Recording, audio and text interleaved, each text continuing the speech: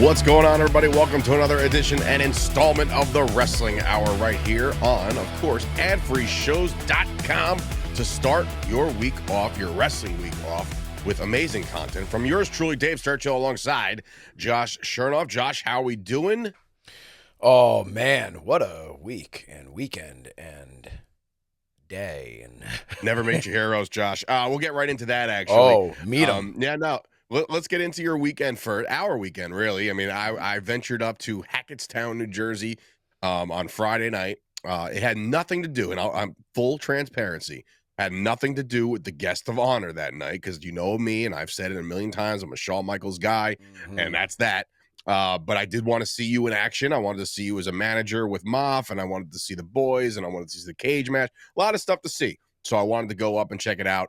But ultimately, both you and I had a chance to catch up with, some would say, the best there is, the best there was, and the best there ever will be. And we're talking about Bret Hitman Hart. So first, this is not your first time meeting him? Is that correct? No, this would be my fourth time, which sounds like it should be, it's just Bret again. Right. Man, no, okay. My first time was as a fan. I had left the wrestling business. I wasn't doing anything in it. And he was coming to do a signing at some convention that was local. And I was just like, screw it. Like, I gotta meet him. I'm never gonna meet him otherwise, So I go. I had his book. He signed his book for me. And I go up to him, and I was like, I couldn't even get like a word out. I was like a little girl. It was ridiculous. It was embarrassing. But I was just like, oh my God, like this is like, I can't believe I'm actually meeting him. And that was like 5 seconds long, but it was great. And then the next time was I was working. That's what all of us husbands say most of the time. Yeah. It was 5 seconds long and it was great. It was great. You could, you couldn't ask for more. You shouldn't ask for more. In fact, you were never given a chance for more. Yeah, and then and then Starrcast 2 in Vegas. I show up for day 2, and I flew myself out there and was just kind of like, hey, I'll help you guys out if I can get some footage for Sosa Shernoff. And they're like, yeah, it sounds great. And it's called Paying Your Dues, kids. And lost art for me, to be honest. And so I'm there, and it was I guess I'd done really well day 1. Day 2, they walk in, they're just like, hey, Shernoff, you want to, do you think you could grab like a quick interview with Bret Hart? I'm like, will I? Yeah, I think I can, guys. Although I wasn't entirely sure, because the first interaction I could barely get a word out. So now there's extra pressure. Are you a Saturday Night Live fan by any chance? Oh, like Chris Farley, yeah, 100%. Do you remember? Remember the time? Remember the time you had that was awesome. Yeah, it was great. Remember that time you were in the Beatles? He's like, yeah, no, I was there. I love that skit. But so it went a little bit better than that. It was a whole lot of, hey, aren't you excited to be here? Like, what do you think of Starrcast? And it was whatever. Somebody snapped a couple pictures of it, which was really cool. And that was awesome because I got to work with Bret Hart. Like, that was a really cool thing. The third time I met him was backstage at Ric Flair's last match. He was there as a guest, he was in the crowd at one point. And I'm backstage, and I had just met the actor Seth Green, which was really cool as a old school Buffy fan of myself, and a fan of a Family Guy, fan of anything Seth Green's really done. He's hilarious. Don't forget his pivotal role on Entourage. Oh my God, yeah. Yeah. So tell Sloan I said what's up. Oh, it was so good. So great. He was awesome, and I'm chatting with him for a little bit, and then he's just like, oh, dude, Bret Hart's here. Man, I'd love to get a picture with him. Which, of course, is so weird when you're meeting someone and you're marking out for this celebrity, and then they're like, oh my God. Like, they're now confiding in you. Do you think I could get a picture with Bret Hart? Like, so I'm like, dude, go get a picture. I'll take a picture of you with him. right? I'm all like you Mr. told Cocky. this story, yeah. Oh, yeah. And then so right after he takes the picture with Bret, I'm like, if you don't mind, Bret, I'd love a picture too. And like I have told this story before. That's how I swung that, by the way. I'll tell you my interaction. But that was if you've done it. If I've said this before, but the only thing that would have made it better is if someone took a picture of Seth Green taking a picture of me and Bret Hart, because that's such a weird, like that's so. Yeah, who gets funny. a picture with a celebrity and has a celebrity take it of them, right? Like that's weird. And that was it. Those were my interactions, but this was the first time I think that I had an opportunity real briefly to just talk to him. Now, it was brief, but it was enough just talking about the promo he was about to go out and do. And he asked me a question and, it's funny. But, it's Hackett'sville? No, Yeah. Hackett's Town, Bret. Hackett's it's Adam shit. But so it was great. It was great. And for me, this was, I had the opportunity, thanks to Tommy and ISPW, to be working the show, and Bret was on the show. So this was what made this one extra special, is not only the picture am I in my gimmick, but I can now say that I've worked a show with Bret Hart. And that is, look, obviously he wasn't, wrestling on it, and neither was I. But to be able to say that I was on the same show as Bret Hart, that for me is that was pretty awesome. After I posted my picture, and it was after Sean Donovan was like, dude, can you snap a photo? And I was like, yeah, of course, dude. Come on, it's Bret. But the whole time, like, if you are an Entourage fan, there's an episode, if you know Turtle, he's about to meet Tom Brady, and he's like, what are you gonna say to Tom Brady? I'm just gonna tell him how I feel and tell him he sucks balls, right? And that's the entire time I see Bret. Bret is literally 5 feet from me. I'm telling Sean was the man. Yeah, I kept talking. I whispered to you. I whispered to Tommy D. I was like, I'm just gonna tell him Sean was better. That's it. I'm just gonna say it, but as a joke, obviously. But yeah, it was. It's so funny because once I posted a picture of me and Bret, I got a DM or a text from Shawn Michaels going, "You son of a bitch." Right? He's like, I thought we had something. Yeah, seriously. But it's funny because I got a text message from the Prince of Aesthetics, Damian Gibbs, my old tag team partner. Okay. And he hits me up. He's like, you must have a doctorate in changing the past. Right. And I was like, what are you talking about? Because he said he highlighted my caption and he sent it to me as a picture. He's like, you met him briefly in 2013. I said, yeah, we did. I said, hello. Like, he's like, bro, I was trying to show him a picture of me and him as a kid, and you told him that you wanted him to put me in the sharpshooter. And I said, your story is so far off. Like, you pitched him this idea and chased him out of town because he no longer wanted to be around these kids that were coming up in the business. So that was my first interaction with Bret Hart. This one, a lot better, a lot nicer. I was able to say a couple words. You say the obvious. You thank him for everything he's done for wrestling. And I simply said, I was like, hey, thanks for packing this house, man. These guys are all here for you. It's incredible. And he goes, yeah, I love being here and I love this town. And it's like, in my mind, I'm like, you don't even know where you are right now, but that's okay. Whatever. But you said the right thing, Bret. All the legends say the same thing. Like, I got a lot of memories in this town. It's because you've been here 17,000 times over the course of 40 years. So we get it. But Bret couldn't have been nicer. He did the promo where GKM had to forfeit the championship. Cut him off, by the way. That was awesome, dude. So GKM's in the middle of this heartfelt speech about how he has to, he's got one of his wings clipped and he needs some surgery and needs some time away, and that sucks. Rise like a phoenix. And before he's like, and another thing, and all of a sudden, it's like Bret Hart's theme song was like, and I think you said it, like, did Bret Hart just cut him off? Yeah. So Bret Hart comes down, does his thing. As I said, Bret needed to come out there. You and your pussyfoot injury. Yeah. I was waiting for that. I literally said that out loud too. I was hoping to somebody would have heard it, but I'm not sure if anybody did. But and by the way, for anybody wondering, I'm not saying GKM has a pussyfoot injury. That was Bret Hart's line to Shawn Michaels when Michaels hurt his knee. Anyway, pussyfoot injury. That's oh my god, it's so good. Man, did they hate each other back then? But no, he listen. He was nothing but nice to everybody. He took so many pictures backstage. Nobody was able. The one thing I do regret is there's the locker room door is just a plain old door to get into any other. There's no there's one way in, one way out.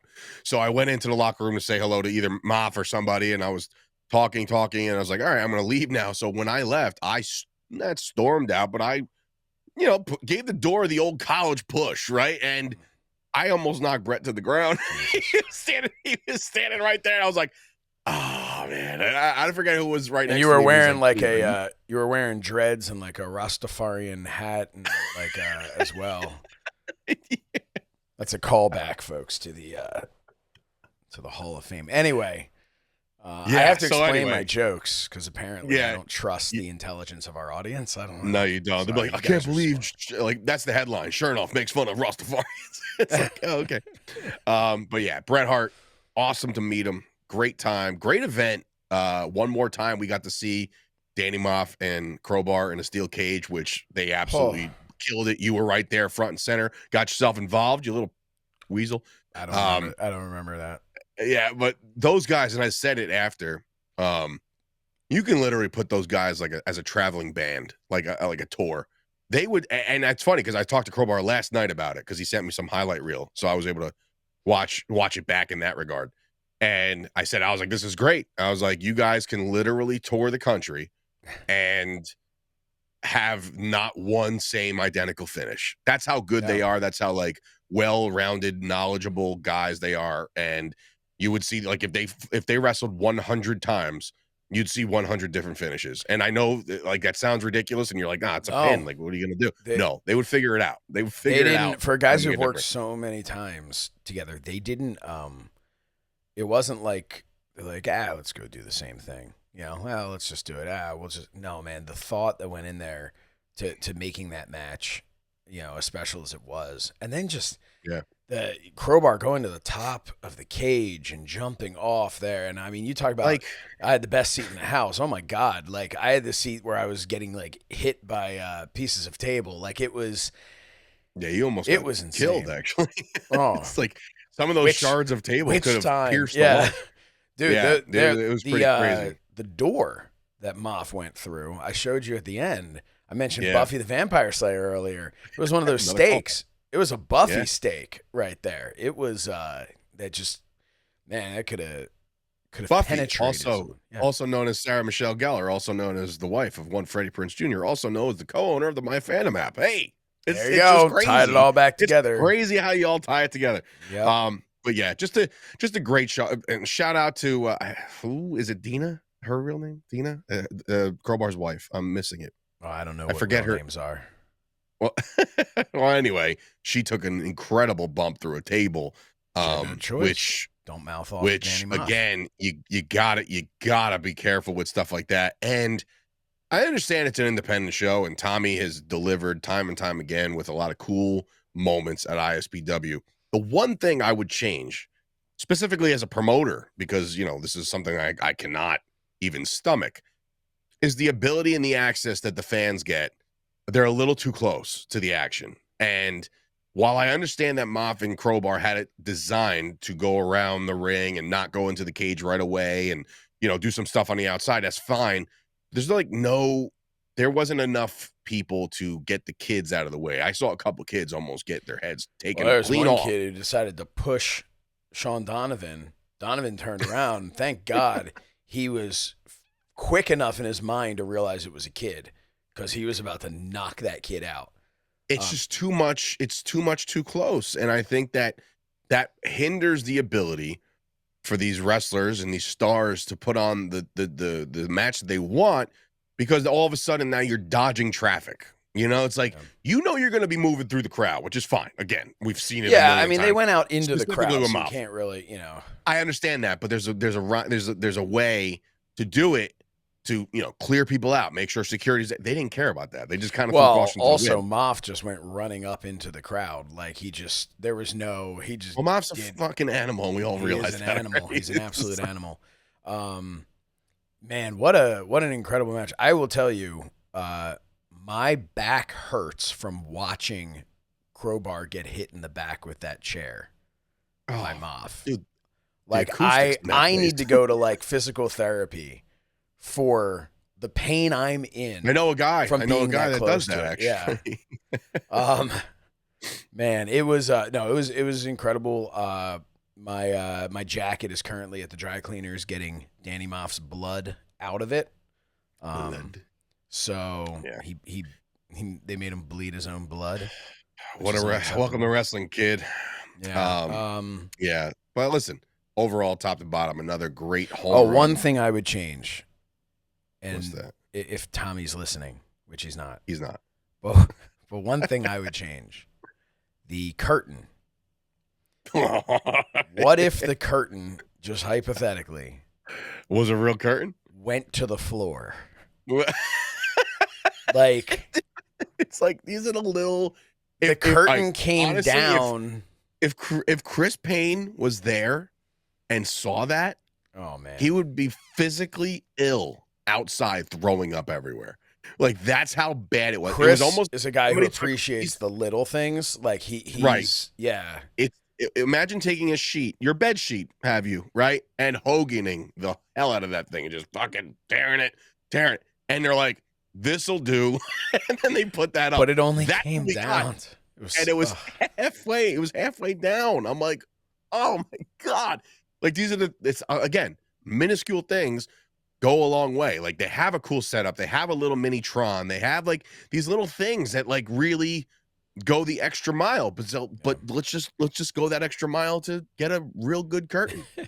I got it. It was an awesome show. I got an entrance trust in my studio right now, looking for a home. If somebody wants to buy it off Josh or me, yeah, Dave will get a cut for storing it.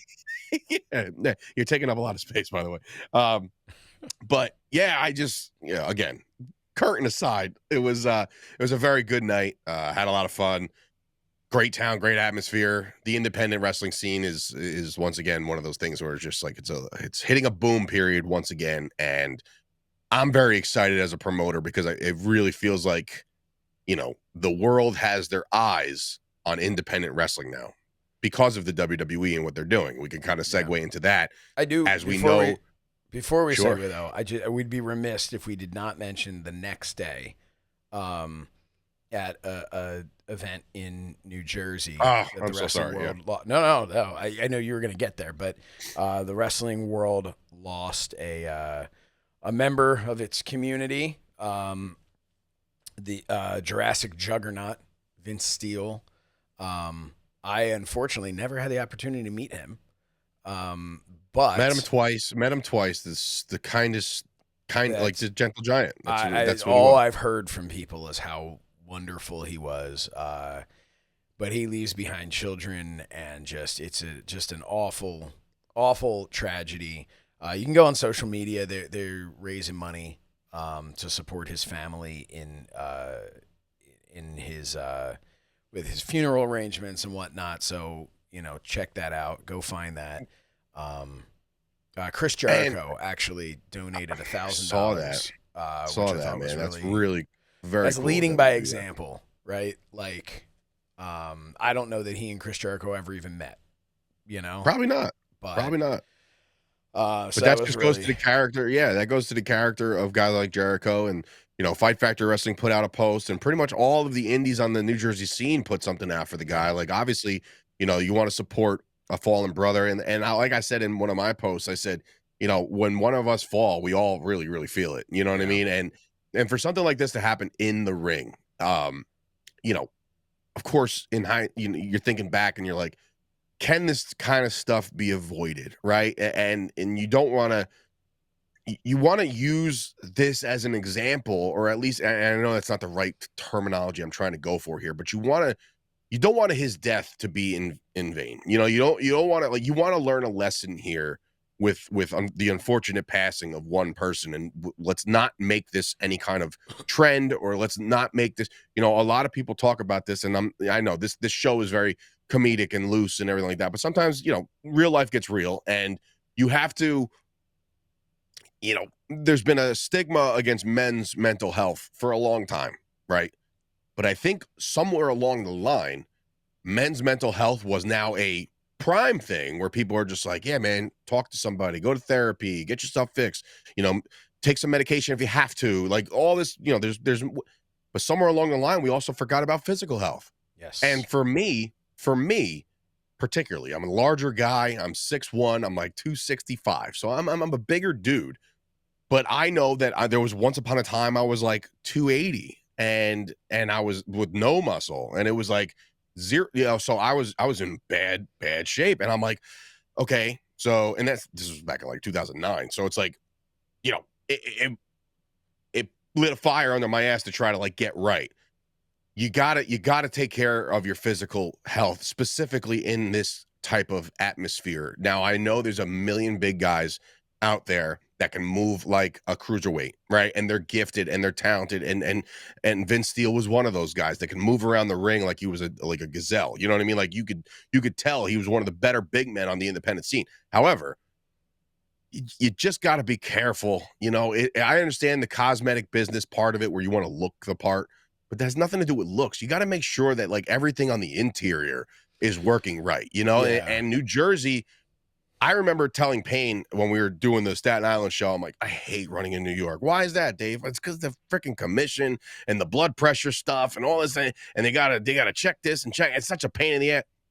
And then you see something like this happen on Saturday, and you're like, oof, okay, so what if New Jersey had a commission or had something where, does it make it a little bit of a pain in the ass for the promoter? Sure, right? It just adds an element to the, got to get a doctor, got to get this, got to get that. But this is the kind of stuff it's for. And if you can't, if a commission won't get sanctioned in New Jersey, it's time to maybe start commissioning yourselves, right? Like, and I'm not saying like you're a doctor by any stretch, but let's make sure that all the guys that you're booking right now are okay. And this doesn't go just by weight. This has everything to do with blood. And, you do work with a lot of blood. And if you're a CZW or a GCW, there's a lot of blood being thrown around. You want to make sure that everybody's on the up and up. Your physicals are up to date, and you're deemed good to go and to do this by a doctor. Not you looking in the mirror saying, you know what, I feel freaking good today. This is going to be a good day. You got to get all this shit checked. You're right. And it's something that I've been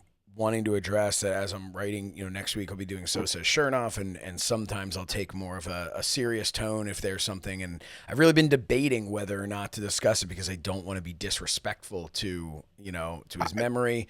I don't think it's disrespectful. I think, like I said, I think this helps out a little bit. But I think it's a real serious thing. When we ran the wrestling showcase in New Jersey, we had an ambulance, because you just do, because things can happen in the ring, things like that, which is, I think, one of the biggest extremes of what can happen. You see, what happened more recently in the last few months to Chris Bay. You see what happened to Ali Catch. Accidents happen, medical emergencies happen, but to your point, it's he should not have been in the ring. I mean, that's easy for us to say. Of course, he shouldn't have been in the ring. He ended up suffering a heart attack. Like, obviously, we know that now. But you could have looked at him, and I don't mean that in any disrespect whatsoever, but you could have looked at him and said, I don't think this guy is healthy enough to be competing in the ring, to be performing like this. The human body is only meant to take so much. And you talk about what you go through as the most well-conditioned athlete inside a ring. Right. Man, that'll, you look at some of the people we've lost from, even younger. But I mean, I got 39 years old. I know that's you right now. It's me right now, yeah. It's a tragedy. It's a shame. I everything I've been told is that he was a wonderful man, and it breaks my heart for his family and his friends, and for him. I just I hope that there can be a conversation, it's a delicate conversation, but I hope that there can be a delicate conversation had that keeps something like this from happening. He loved the business and literally gave his life for this business, for his love of this business, but he shouldn't have. He shouldn't have had to. And maybe we can all do better to kind of help. As you said, I thought it was very well said. We talk a lot about mental health, but it's also very like nobody wants to be like, hey buddy, I feel like you're not in great shape. Like no one wants to do that. That's a very taboo conversation. You don't want to hear that. You might hear it from me, Tommy, and Payne have a podcast every week, and we're always cracking on each other and shit like that. But that's all in jest. Tommy looks horrible.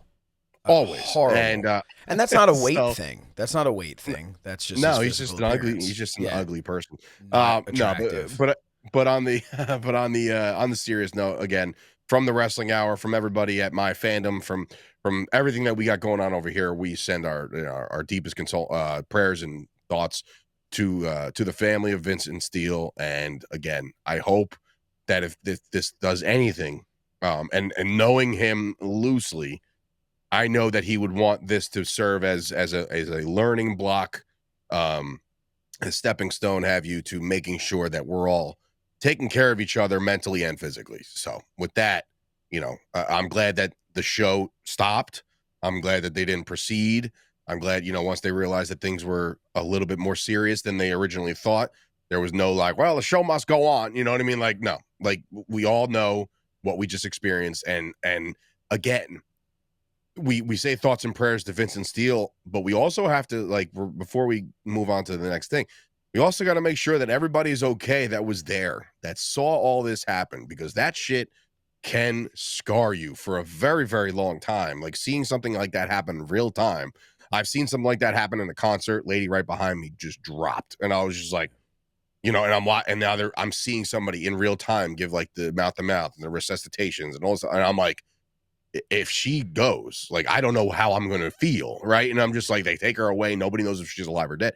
So it's like you get this overwhelming feeling like, could I have done something in that moment to prevent or help or anything? So now you have that on you. So I'm here to try to clear the conscience of those that were there, that there was nothing you can do to prevent anything like this from happening. But now going forward, the way you can prevent this from happening is to just have that open conversation with your loved ones and make sure that if you care about somebody, that, they're taking care of themselves in every way possible so they can live a long, prosperous life. But well said. And I do think for the fans in attendance, for the wrestlers and referees and ring announcers, everyone that was in the ring or at ringside, for his opponents that night, and for everybody in the locker room who, was chatting up with him, probably giving the little fist bump before he went through the curtain, as we do. And you always expect they're going to come back through the curtain. And I would just say, everybody, if you were there, don't be afraid to ask for some help, to talk to somebody or whatever, whether it's a professional, whether it's a friend, right? Whatever it is, like, talk to somebody, because that's a really rough situation to experience. But having said all of that, we'll move on to some silliness that is professional wrestling. It's a silly business. Yeah. And there's no good transition. No, there's, of course not. There's never a good transition. But I will say, this show in particular, the Wrestling Hour, I want to ask you a question, Josh. Mm-hmm. What do you think the viewer gets out of our show every week? The one solitary viewer, I think, what do they get out of it? Yeah. Education? Nothing. They get nothing. And that is what John Cena told everybody on Monday afternoon, rather. It was not Monday night. That was interesting. Because in the middle of my day, I'm just like, guess I'll put on Raw now because it's live. I thought that was awesome. that it was. For me and you, who are kind of work to the beat of our own drum, like, own schedules, we can stop the day and take a look and see what's going on. I do feel bad for those that are like at work and they can't miss it. And it's just but like, I'll tell you, shit. for some of the kids out there, like I know my kids. Right after school special. That's the thing, right? My kids are like, wait a minute, it's Monday. We can watch Raw because Raw is a Tuesday show at best for them. They're not staying up and watching Raw. So the fact that they were able to watch right after, right after they got home from school. And they're doing it again next week, 4:00 this time around. I think it's awesome. But anyway, yeah, I think it's awesome that it's live, live, right? Because for us in the States. Now I'm curious. I didn't look. Did they re-air it at 8:00? No, it's Netflix. No. Well, I know, but they can go live whenever they want, really. Like, well, no, it was there. It was already there. Oh, it's that's Netflix. True. That's true. You can just go watch it, right? Just go watch it. Yeah, very true. Good point, Josh. And that's what's so cool about it is that it's live. Yeah. So if you can't, that's the thing. It would be a completely different conversation if it was like if we're talking about SmackDown and SmackDown decided to air it live on USA at 3:00 in the afternoon, and you're like, well, first of all, nowadays, if you don't have a DVR, what are you doing, right? but it, like, still, you can be like, man, I'd like to watch. Like, dude, it's there. It's just there. It's not. It's just there. You're right. It's just there. And that's another reason why Dave Meltzer has nothing to talk about anymore because everybody's like ratings and live rating. Like, dude, they can watch this shit whenever the hell we want. Dave you know what I mean? Like, everything is on the up and up, and I do think that you have to factor in. I do think he stinks, but anyway, I can only say that because he won't see this because he blocked me on Twitter. I never added him either, so he's probably one of those Mark boys that search his own name, and if he sees his name in a negative context, he'll be like, block. Anyway, John Cena's promo. So I'll paint the picture for anybody who missed it. If you missed it, you're living under a rock. But I will say, the crowd went dead silent right before. Everybody's like, okay, this has to mean he's opening the show, right? And in my mind, I'm thinking like, he's definitely opening the show because he can get out of there quicker and just get on the next plane wherever he's got to go, right? So the music hits, same music. Guy walks out, same shtick. Hat, shirt, jorts, sneakers, higher socks. Kind of look weird. It's the look now, apparently. Yeah, I know. It's all the Do you know, sidebar, it took me like decades to find the right no-show socks that didn't slip under just for these, dare I say, motherfuckers to bring back the old tube socks to wear with like, I'm like, are you kidding me? I know. Like but also I'm too old now. I can't do the tall socks. Tube socks serve such a different purpose. Oh my God. Anyway. Unbelievable. Choked up on that one. Oh. If you don't choke it, watch it. So anyway, the promo itself. I said it on my Facebook, and I said, John Cena has been waiting to cut this promo for 25 years. Like, that's how much anger and frustration came through his words. Like, that was exactly, like, to be honest, Josh, I didn't know how you can, like, what story could you tell out of this? Why would you do this, John? Why did you kick Cody in the dick? Why did you sell out to The Rock? Why did you do? And he's sitting there and he's like, you know why? Because nobody ever asked about me. They just want to know what I'm about to give them. And it's like, holy shit, you're right. Like, what was our topic of conversation after he turned? What's he going to do? What's his gear going to be? What is he going to shave his head? Oh, is he going to wear different things? Like, and that was, I will say, the second I heard that music, my very first instinct was, oh, dude, come on. He should have changed something. And then I instantly was like, nope, perfect. This is perfect. Because that reaction I just had is what everyone felt, and that is being a heel. Because if he came out with new music, a new look, everyone would be like, all right, cool. We're cooking. It's a new John Cena. No, this was fantastic. The He's way being his authentic. He's being and his him authentic going. self. But the way he's yelling, that's my voice on that song, you know. And the way he turned around and goes, "Your time is up, and my time is finally now." Like I was just like, "Damn right, that's your song. That is your." Yeah. You know, no one's taking it away. He's going, "I'm not going to change the way I look because I don't dress like you idiots. You dress like me." And it's like, yeah, you're damn right. Dress however the fuck you want to. Like, I loved that promo. I loved it. It was excellent. it was beyond everything that I expected. I told the guys in a group chat, we're all sitting there watching. I said, man, I wish this was an hour long. You know, like I wish he would have kept talking and kept talking. But you got to leave something. The booze were almost an hour long, dude. I'm glad that Netflix didn't bleep out everything. Like you got to have something to leave. I understand nobody wants to hear, shut the F up, but he even acknowledged that. He's like, oh, half the crowd saying shut the F up, and now they're cheering me leave it. So it's like he was being such a sarcastic prick at the same time.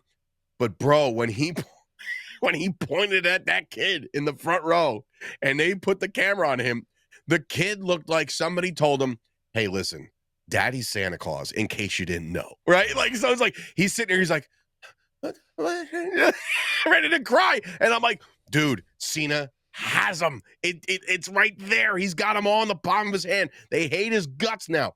So now, well, we've already kind of said like great promo. Where do you go from here?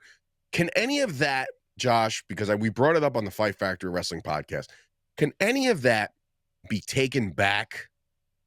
And when I say that, Tommy D, friend of the show, he thinks they're going to flip-flop at WrestleMania. He thinks he goes right back to babyface for the rest of his career to finish out this year. And I disagree.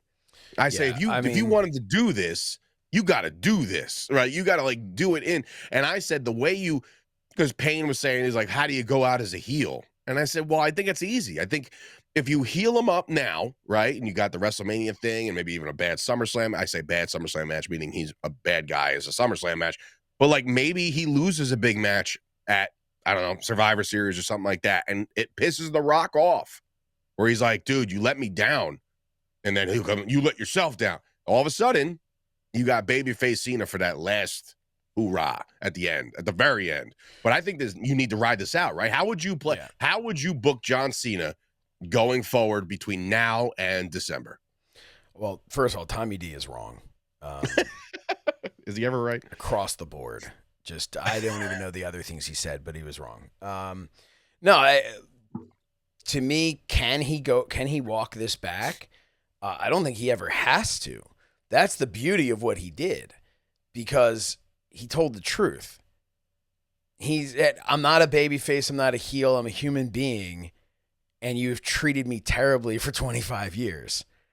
I mean, at some point, I think this could masterfully be almost a redemption story of the audience, where the audience has the opportunity to bring him back by being like, hey, you were right, but we respect you. And I think that moment can happen, because I also think his hustle, loyalty, and respect and all that, he's going by the mindset that he still believes in all of that.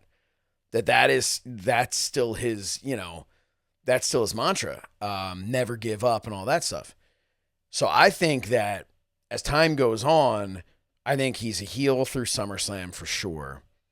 And I think post SummerSlam, we start, maybe some things happen, maybe some cracks in the relationship with Rock. Maybe something happens where we're starting to see on Cena's face a little bit of like, I was angry, but I'm not evil. There's a difference. I was hurt and angry by all of these people, but there's really only I said some things I didn't mean, or I said some things maybe I meant but wish I hadn't said. Yeah, I kicked Cody in the balls because I was angry, but all's fair. We also now know how he broke up with Miss Bella. I'm breaking up with you. I'm done with you. Yep. Like, those are actually apparently what's being reported by Meltzer is those are the exact words. Wow. Meltzer was there. I think I think that we're gonna get babyface John Cena to wrap up the year, but I think we're gonna get him as a bigger babyface than ever before, because I think he's going to. I mean, look, Hogan, before he then ruined it for himself, Hogan was the biggest heel in wrestling and went back to being the biggest babyface in wrestling. When he came back to WWE, I know he did it in WCW or whatever, but when he came back to WWE and that WrestleMania where they turned him and they brought back Hogan, I understand it's different circumstances. It's pro wrestling, man. You can always go back. And if that's the story they want to tell, and John Cena is gonna, he'll go back and finally, because he's gonna finally feel like he's earned the respect of the fans, and in turn, you know what? Now I respect all of you too, and that kind of, puts the bow on it and seals it. Yep. Yeah, it's funny because it's like when he first came back, announced this retirement tour, that was the first question. Whoa, what matches are we gonna get? What are we gonna get? Yeah. What are we gonna get? And he's just like, dude, like I just announced my retirement, and you're wondering about who I'm fighting next. Like all of this frustration was the truest form of a man. You know, you want, you take, and you don't ask. You know, you just take it. And I think John Cena's promo goes down as one of those promos that we're gonna remember for a long time. Shout out to the crowd. Those guys, those international crowds, I always, sometimes I'm like, oh, they're so much better than us, but I feel like they get it less than us, so they dial it all the way up. Yeah, so they dial it all the way up. But also, it's the culture. It's also their culture. It's that's how they are as sports fans. Soccer hooligans. You know? Yeah. Right. It was just, but the atmosphere was electric. The entire episode of Raw was great. Like, there's just a lot of things, a lot of these. How about Rhea Ripley? So, I made a joke. I was like, so wait a minute. So if I'm just like hanging out with like one of my, athlete friends, right? And he's like, yo, Sturch, got this offer for like $8 million to play football. I'm like, no shit. Hey, what's that over there? And I just signed my name on it. I was like, looks like I'm making $8 million, brother. It's legally binding now. So that's what she's going for. She's going for the whole legally binding thing. And she's gonna win that battle somehow, some way, or Pierce will make her qualify. And that's another thing. Shout out to Adam Pierce because he's out there for the Rhea thing, and then he just appears backstage again for like the following segment. Like, dude is hustling. He is everywhere. The Scrap Daddy is everywhere, dude. Like is everywhere you look. Adam Pierce is there, and he's up in the pandemic as an on-air character. I was like, that's an interesting choice. Like, I'm familiar with Adam Pierce, the wrestler, and I'm like, okay, there's like, which I also found what was interesting was there was never like, he's a former NWA World's Heavyweight Champion. Like, no, they never like gave any background of like why this guy, like we know for real why Adam Pierce is a is a former wrestler that should be respected by his peers, that why, this on-air character actually works. But they've never actually explained, like, who is this guy? And we all just kind of accepted it. And now he has been there for a really long time as this character. And he's like flying under the radar as like an unsung hero for this MVP for this whole from that got us through the pandemic. Everyone talks about Roman Reigns and the bloodline. Adam Pierce is hanging out over here just killing it every single week with no introduction, no backstory, no explanation of who he is, why we should give a shit about him at all. And somehow all of us watch him and go, yeah, no, I'd listen to him if he says something. Like, I'm amazed by the Adam Pierce character. I think it's amazing. I think it's awesome. Like I said, I don't even think you and I have been behind the scenes of production, right? Of really large events. And I don't think that was a pre-tape. Like, he was in the ring doing something with Rhea. He probably ran his ass back there. All of a sudden, you're just like, it's Adam Pearce. Like, hey, guys, I'm back. And I'm like, wait, where did he was just, it's almost like a cartoon. And you're like, how the hell, Is where he needs to be. He is where he needs to be. And this all will culminate in a one-on-one match between Adam Pearce and Nick Aldis. We know what's got to happen. I hope Let's it does. sign it up. Let's go. I hope it does. Of course. Because the one thing they take these little jabs. They take the little jabs here and there. Because the one thing that both of them deserve is one more match. Is a match in WWE. Like, yes. That to me, that's not this WrestleMania, but that would be a fun WrestleMania match. Right? It would be. Even if it was something like winner gets to, like, even if they're fighting for the right to have, like, Cody on their brand or some shit, like there's something to that. There's got to be some kind of stipulation where winner gets something, relatively big, not control over both shows because then one guy goes away.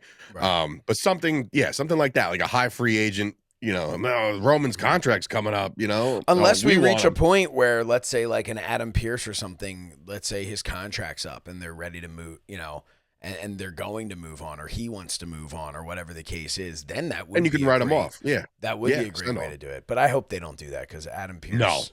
Also, I mean, this is the thing. Adam Pearce, Nick Aldis, these are guys first of all, they're a lot younger than I think people realize.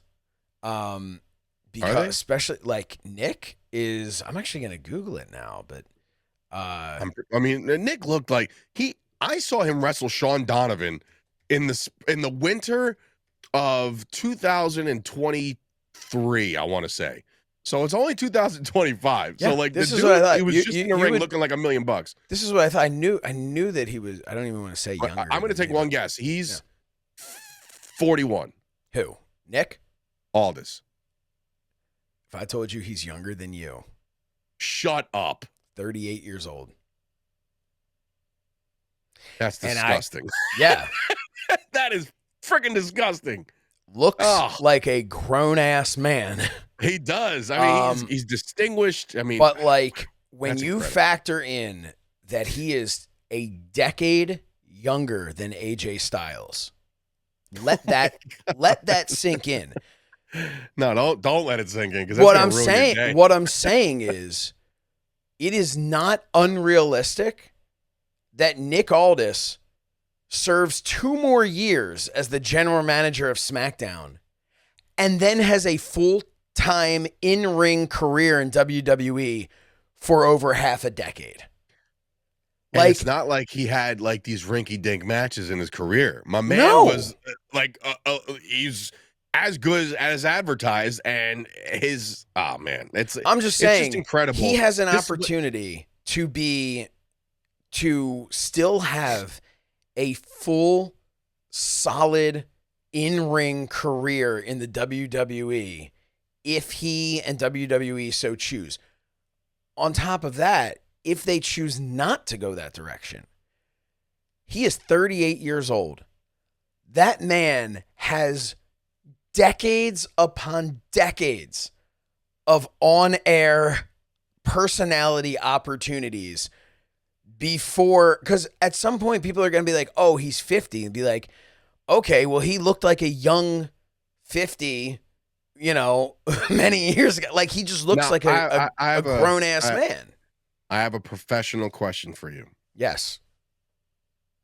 In the event of this, like in this conversation in itself, Nick Aldis, right? He's doing this thing with NWA. He's doing this thing on the Indies. He's got all these accolades prior to, right? Mm-hmm.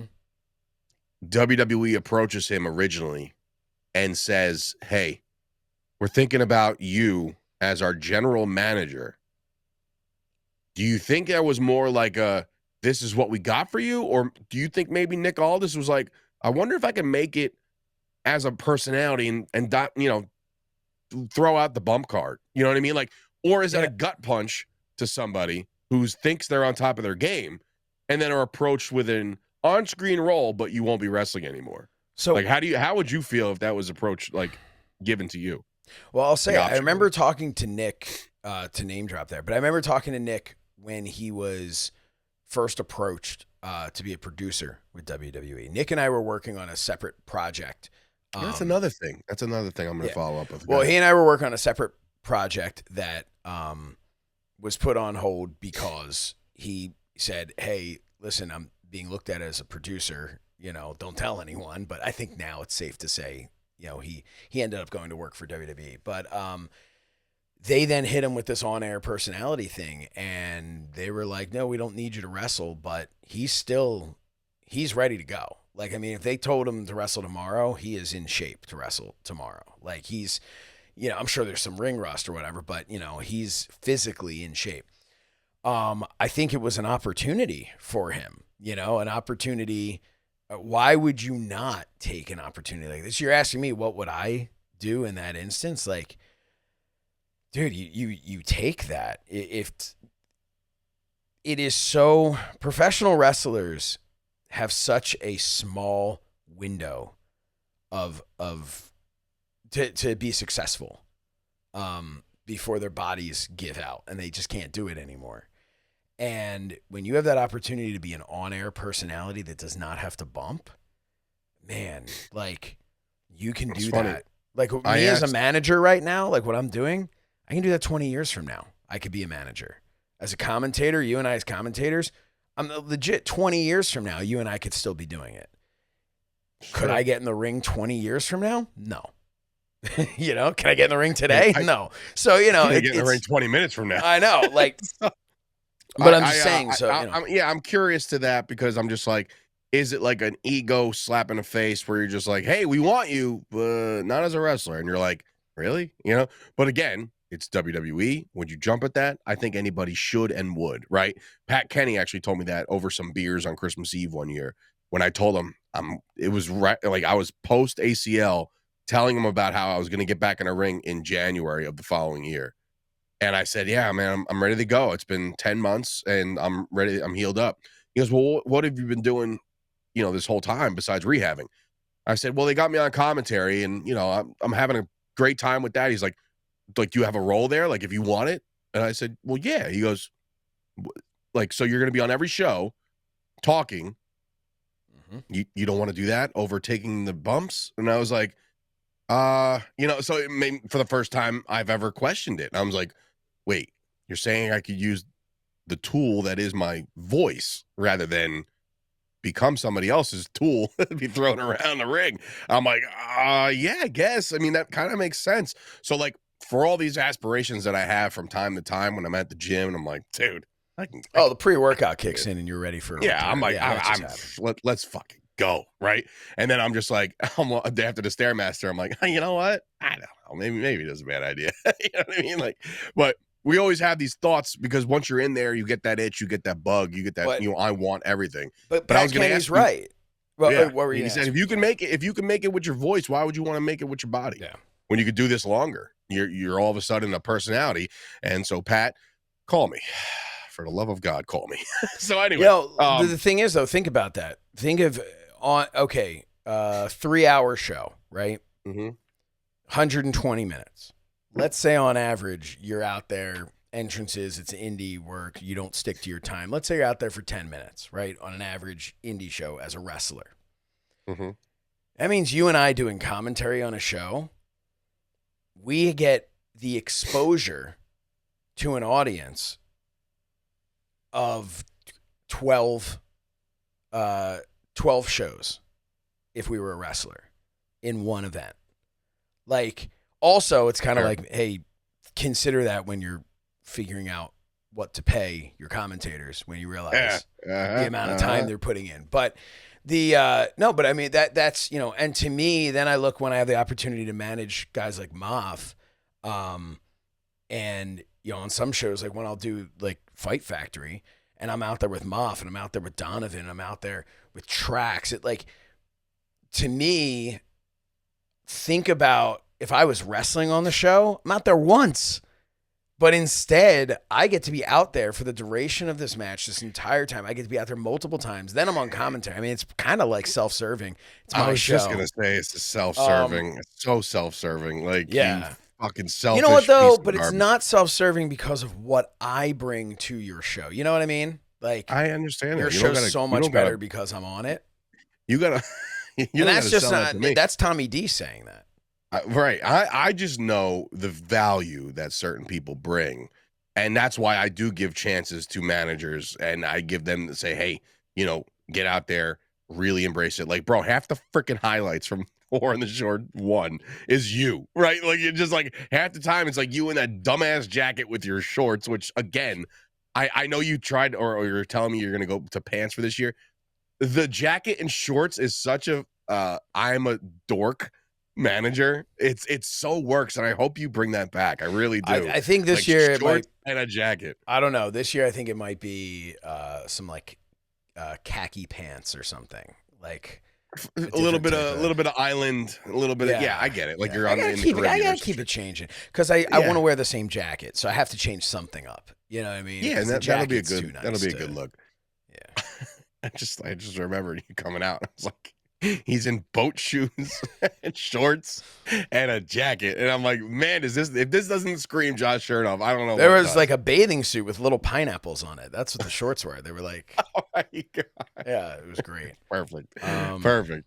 But speaking of War in the Shore too, we're getting close. It's like 118 days away, but who's counting, right? Oh man, I'm excited. That's going to be it's going to be a fantastic show. And yesterday, and I know we're running out of time here. I got a couple minutes left, but I kind of got like a little bit of a fire lit under my ass yesterday when I saw a certain match. I'll put it out there right now. I saw Casey Navarro was booked against Nick Nemeth. And it's for Northeast Wrestling, and Northeast Wrestling has known to put on some incredible shows with some heavy talent. That match could have been ours. It was given to me by KC. He said, give Nick a call, make this happen. I have his number. Let's do this on the shore. And I'm like, I don't know. It's a budget, blah, blah. And I'm fumbling over my own shit. And then I see it get announced, and the way they announced it, the high quality production promo. Did you see the video? I didn't see the video. Go to KC Navarro's Instagram. It's incredible. There's like a 2-part. That's right. He's on the steps. Gets a call on the first part. Gets a call. Meet me here. Blah, blah, blah. He meets him there in the second part, and it's revealed as Nick Nemeth. And it says, like, don't meet your hero, kid. And he like gives him a shoulder bump because he shows him a picture of like KC as a kid meeting Ziggler. And it's just like that could have been mine. That could have been for my show. And I fumbled the bag because I was worried about financial risk. And I'm not saying that every promoter should go out there and say, budget? Who needs a budget? Just fucking pay everybody, right? I understand there's a massive amount of risk involved because you don't know what the house is going to draw. You don't know how many sponsors you're going to pull in. You don't know. There's a lot of unknowns. But yesterday was the first time that I said to myself, I don't give a shit about the unknowns anymore. Like, I need to make sure that the War on the Shore 2 is the biggest and the best thing that anybody's ever been to. And I know that between myself, Chris Payne, Tommy D, some of the help from Tommy Tequila, some of the help from you guys at MyFandom and yourself, all this collaboration that we can put together, I know for a fact it could be something that could be talked about for years. But it takes risk to do that. Last year, huge risk. We were 10 grand in the hole within a blink of an eye. And I was like, oof, got to make that up relatively fast, right? And we're like, oh, shit, how do we do that, right? So, like, here comes some sponsors and ticket sales. And then we're like, oh, okay, this is how it goes. Keep in mind, a lot of these talent, if you're a promoter out there listening to this, a lot of these talents don't really require a deposit. If you don't know them, then they may say, hey, look, kick me a little bit of money so I know that this is a real booking, blah, blah, blah, and you do that. It's usually like a quarter of the price, if not less, just to get them on the books, right? And then you make that money back over time, and then on show day, you're like, hey, here's your lope, right? And it's full and stacked of cash, right? I think that I had a hard time, Josh, and maybe you can shed some light on this with a couple minutes to go, of your risk reward when booking the showcases, because those showcases were loaded. And you had to know that you're like, all right, production, talent, holy shit. Like we are in over our heads right now. But I feel like you wouldn't change a thing.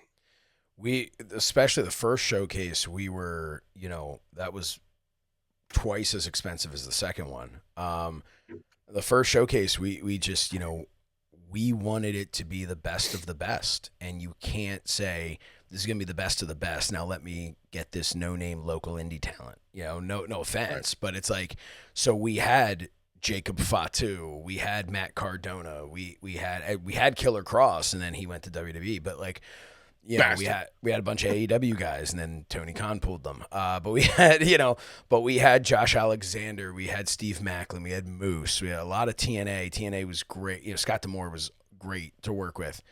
By the way, shout out to D'Amore, another successful weekend with show. Maple Leaf Pro. Yeah. But no, I got a text from Payne, by the way. He goes, "How much you think Morrow is?" I'm like, dude. It's like first of all, I haven't decided if I want to pull myself off, and if I do, and I'm not going to replace myself with the GOAT. You talk about a budget. Yeah, I know you would. Go ahead. Sorry. No, I just to me, I just looked at it and said, with the showcase, right or wrong, I said, I was like, if we're doing this at all, we're doing it. Like, we got to do it. Go big or go home, as they say. And, and it was what it was. It was an amazing show, an amazing event. And, you at the end of the day, if you want to be able to run long term, you have to have that. You have to be cognizant of your budget, but at the same time, you have to have a product that people are going to want to check out, and you have to have, so yeah, I don't know that I don't know what I would I'm sure there are a couple of little things here and there that I would change. When you step back and you go, okay, that didn't move the needle at all. That didn't matter. I would have gotten less t-shirts that said I was there. We sold some of them. But the amount it wasn't worth it. We should have just had none of them. You know what I mean? Like, you got any more of those laying around, or? I do, but you weren't there. I pretend I was there. Oh, all right. Yeah, I'll give it to you. No, but I think you're going to be seeing, I think I'm going to give most of them away. So people will just be wandering around. Like, I was where? I don't know. I was there in Chicago. Anyway, look. There's a lot more to piggyback off of this conversation next week. In fact, next week, Josh, season 2 finale, my friend. Is it? The following Monday, we got something else going on. Oh. So unless we want to do 2 shows in 1 week, I think we got to think about it, because I think we do. But if you are watching and listening to this, just know that there's a whole shit ton of content to catch up on the MyFandom YouTube. All the episodes are there. And, of course, if you're an adfreeshows.com member, you get it first and right there in front of you each and every Wednesday. So a lot more conversation to be had. Another week to go by with wrestling. We'll talk all about that and the weekend that was. Stay tuned for some significant updates where you could possibly see me and Josh in a it's another really cool role. Let's just say that. I don't want to rank any stuff. It's some fun stuff down the pike. We're excited about that. So go check us out. Subscribe to the YouTube channel. Very close to 25,000 subscribers. So do that. Help us out. Thank you for watching. We appreciate all you guys. And one more time, our thoughts and prayers to the family of Vince Steele. We want to make sure that everybody's taken care of in this business. Love each other. Say something nice to somebody. It all works at the end of the day. Just be nice. Be kind. Tell my kids that every day. Every day. When they're walking out of the house, I say, have a great day and be kind to everybody. That's it. So, Josh, going forward, be kind to me. All right? So, for Dave Sturchio, Josh Shernoff, this has been another episode of The Wrestling Hour. We will see you guys next week.